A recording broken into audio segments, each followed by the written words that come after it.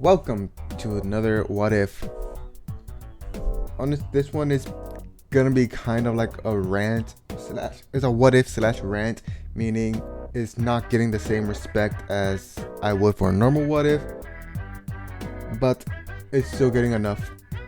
It's not getting respected as a normal what if because this is still more kind of a rant. I'm still a little bit ticked off that Volume 9 of RWBY is filler, so I am going to freaking rewrite it, or at least rewrite parts where I believe that could have been important to where it wouldn't be filler and to have a lasting effect or a big impact. Right. And this is why I'm saying this is kind of like a rant, because I'm not really going to edit anything out. So yeah, well, besides the whole little sinking thing in the beginning, but you're not going to see that. Right. Oh, by the way, if you make any comments about a man using a female VTuber model, go fuck yourself, alright? This is this channel's, the character that you're seeing is this channel's mascot, alright? Yeah. Who knows, maybe some gameplay will be put up too, I don't know. Anyways, enough stalling. Let's get into what I would have changed. The big parts of what I've changed. The first, not really big, but minor part I would have changed is that the group don't all get together in the first episode. They will get together in the second episode, actually. You can still have RWBY, Blake, and Weiss meet up. You can still have that, right? But they would not meet up with Yang. There would still be some lingering, like, what happened with Yang. They would not meet Yang until they get to that market. With that raccoon that stole Yang's arm. They will meet up there. You can still have the things that happened in that episode, as well as what happened in episode 1 with freaking Blake and Yang and whatnot. There won't be any about time shit with Weiss. Fuck that. That was still a freaking annoying. So yeah, that would be the basically change I would have at the beginning. Episode 3 could just stay the same. There really wasn't anything different about that. So yeah. Episode 4. What I would change is that you would not have Blake and Yang go to that whole trippy psychedelic thing that RWBY and Weiss did, or that everyone did in the actual show. Blake and Yang would go with the cat to like look for ingredients or whatever he was doing. The reason why that works with RWBY and Weiss, obviously it works for RWBY because that was the whole point of the volume of RWBY basically questioning herself. Not. As for Weiss, it's a good conclusion or an epilogue. For Weiss, it's a good epilogue to her character development. And yes, Weiss is the only other character to have character development in the show. Jean is being the first one.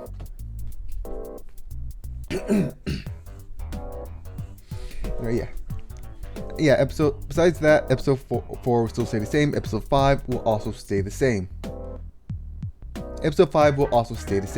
Episode 6, now this is the Bumblebee episode, as I'm pretty sure a lot of people are going to call it. Like, that's what I'm calling it. The Bumblebee episode. The first major change I would have is the storm. When everyone gets caught in the storm, Blake and Yang are not separated. They're with the group at the beginning. John says that this storm is worse than he thought. The storm will take them away to deal with their own basically inner demons and whatnot. We can have a comedic moment of it being Blake being taken away to point out that Jean was right. Jean will tell everyone to hold hands so they would not all get caught up, so they can stick together. When the cat comes back and everyone will go off on the cat. Everyone will go off on the cat. Yang especially so, where she will let go of, let's say, Weiss's hand, and she will get caught in the storm. Another comedic moment. You can have that as another comedic moment. Anyway, as for Blake and Yang's whole situation that they would have to deal with, they are not dealing it together. They are dealing it separately. Basically, what they will be doing is confronting their own inner scars, the invisible scars that someone in their life has left. For Blake, that inner scar will be Adam. The scar that Adam had left on Yang, the scar that Adam had left on Blake would be her relationship ones. She doesn't let people get too close to her because she's afraid that they're just gonna flip up, that a switch is just gonna be flipped and they're gonna end up being like Adam or whatnot. And it's doubly so for Yang, maybe even triply so for Yang, because as we said in volume 6, I think it was 6, in volume 6, it was basically made apparent that Yang and Adam are similar in a lot of ways. So because those two are so similar, Blake has a fear of getting with Yang, of being together with Yang. Is that at some moment, whether it's later or whether at some moment or whatever reason, Yang will end up being like Adam.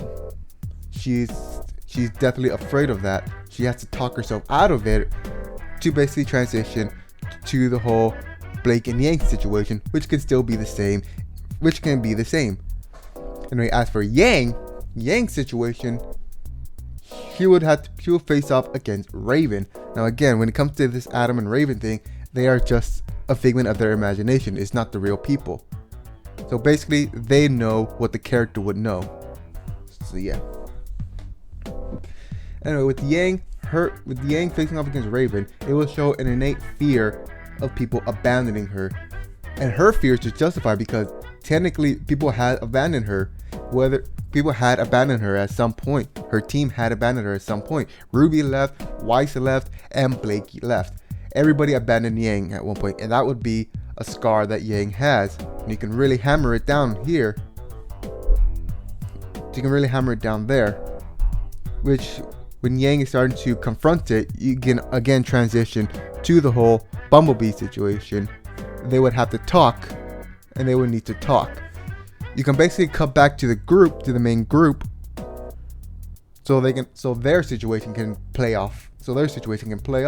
You can cut back to Bumblebee. You can cut back to Bumblebee, where dialogue could be said, "Wow, that's crazy," which is supposed to be basically saying that either Blake or Yang has just told the other what they just went through, and basically. And the other person would just say that we're both really fucked up, but we can be fucked up together. As long as we have each other, we don't have to have any fear. Or whatnot. You can have that. You can still have the kiss. You can still have the sweet moment. You can still have the group catch them kissing. You can still have that. Did that just sound a lot better? Because fuck yeah, it did. I've been thinking of this. I'll be honest. This shit came immediately after I saw that scene. I was just like, why did they not do that? Anyway, I'm not getting off on a tangent. This is not a rant. Anyways, 7, 8. 7 and 8 would be the same, alright?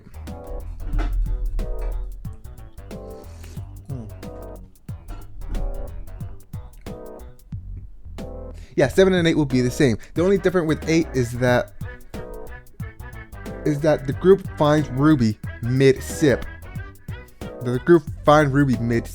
It was kind of weird that the group finds RWBY as she picks up the cup. They just stand there and let RWBY take the sip. Like, you could have ran and slapped it out of her. It wasn't like there was a big gap so they wouldn't have make it in time. No. If you have the group catch RWBY mid-sip, then it really would have no time for them to stop RWBY. Alright, it's basically the same argument as a lot of people had with Goku bringing Cell to King Kai's planet. In the anime with filler, there is enough time for Goku to grab King Kai and teleport back to Earth, leaving Cell on King Kai's planet. That's the same thing here. In the manga for Dragon Ball Z, in the manga, there was no time at all. It was Goku there, and Cell explodes. Having the group run in on RWBY as she's mid-sip is the same thing as that. But having the group run in as RWBY picks up the cup you are left with the question on why did they not try to stop RWBY? They had enough time. Anyway, episode 9. Again, I would not have Yang hug Jean to try to comfort him. You can still have Blake hug him as well, but I would not have Yang hug him. Yang would still be kind of sad that she just watched her sister basically end herself. Yeah, they know about the whole ascension thing, but they don't know if it would work with them. They're not native to the ever after. Yeah. As for episode 10, this is another big one that I have. Episode 10, especially when it comes to the whole RWBY fighting, when RWBY fights and whatnot, I would have RWBY again take control, be the leader. Be the leader. You can still have callback. You can have callback to like Volume 2 with the team attack, Ice Flower, Monochrome, and whatnot. You can still have that. You can have that. You can have that. You can have some or most of RWBY's calls not really working. You can have the cat try to goad RWBY and whatnot, but RWBY would not take any of it. This will be the main. This will show that RWBY has become a better version of herself. She's taking those insults with stride. She's taking those quote failures in the plan in strides. She's using that. And not only would it show RWBY being more confident as a leader here, you can also give RWBY a power-up, and this power-up would be useful because this will be the only thing that can help stop Salem completely. You can have the power-up basically be the eyes. The eyes can basically have a power-up that's just like it can affect more than just Grim. It can still just like the power up on the eyes. It can kill the Grim. All right, it can kill the Grim. I'm pretty sure it can already do that with the smaller ones, but with the bigger ones, it can kill them. It can affect everybody. And RWBY can basically choose who it can affect. She basically chooses to, with subconscious or not, she chooses the effect to work on the cat. All right, it basically like stuns them, slows them. It basically like debuffs them or whatnot. It basically gives them like a temporary debuff. Of course, to make it not really overpowered, you can show RWBY basically getting a little dizzy or whatnot, or needing to readjust herself. Or you can do what freaking Raymond did, which would have to be explained in like Volume 10 or whatnot, or in the whole exposition dump at the end. RWBY would lose parts of their memory. Again, this was something in Celtic and Fixing RWBY. I really recommend you check that out. Anyways, RWBY's eyes will get a power up. It is first shown against the cat, which will lead them to use their team attack that they did at the end of against the Battle of the Cat. You can still have the situation happen the same there. After that, you can have everything stay the same. You can still have the exposition dump at the end. As for Jean, I personally would not turn him back into a teenager or a young adult. I would not have done that. But if I had to do that, I would do more than just give him the white streak in his hair. I did not even see that. I didn't even notice it until somebody on Twitter pointed it out. Jean would have to be reverted back to his previous age, let Jean keep the hair, the beard, and the rusted armor, alright? And if Volume 10 gets freaking greenlit and aired or whatnot, you can have like a moment where, Jean cuts his hair. Jean contemplates shaving his beard. But in the end, just decides to trim it. He gets new armor and whatnot. It would have a bigger impact on Jean. It would basically make the freaking Volume 9 required just for Jean's new look alone. And if Volume 10 would be the whole ending of the whole series, RWBY's upgraded eyes can be the thing that basically lets them kill Cinder. That lets them kill Salem. That's basically what it is. You can still have the whole thing, the whole lesson that Jean and RWBY did, but you still need to have something at the end to make it impactful, to make it important. Just Bumblebee is not important. So that's how I would have changed volume 9. Again, like I said, I'm not respecting this volume enough to give it a whole what if or whatnot. I'm not doing that. Like I said in my previous rant, my second rant, it was the best volume in the whole series. This one, but with just those little changes, it could have been better. Alright, it definitely could have been better. Especially with episodes 6 and 10, those big changes that I did, honestly would have made this my favorite episode. Would have made this my favorite volume. It really did. Of course, it still would have the faults of the previous volumes, but that's just the fault on them, on the writers. But anyway, yeah. Before I end this off, I need to point this out. Because I forgot to point it out.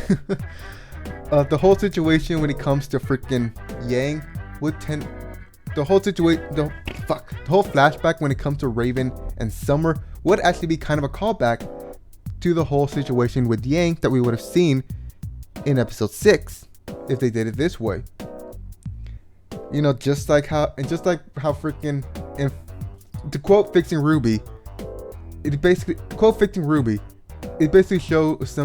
shows that Summer and Raven are not that different when it comes to Yang. They were not there in Yang's life for most of the time. No birthdays, no holidays, no events. So yeah, that's really all I gotta say. Hope you enjoyed this little what if / rant. Yeah. If you want a more better type of what if, better edits and whatnot, more cohesive, less ranty, go ahead and check out my channel. And yeah, that's all I'm going to say. I'm not. Yeah. Fireblade here, and I will see you later, whatever I make. Bye.